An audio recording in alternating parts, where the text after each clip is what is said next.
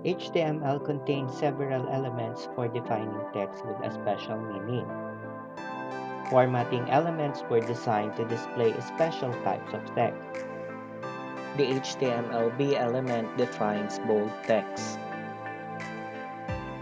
B. This text is bold. Control S to save your code, and to check your output, go to your web page, right-click, and reload. The HTML-I element defines a part of text in an alternate voice or mode. The content inside is typically displayed in italic. Example: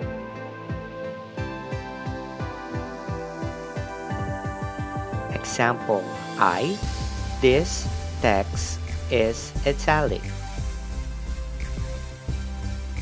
Control S to save. Right click, check your output. This text is italic. Element U is used to add a line under a text.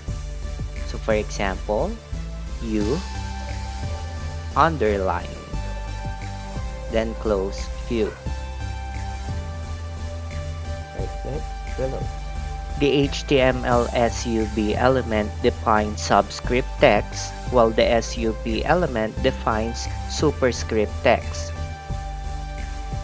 Example: paragraph. This is SUB subscripted text,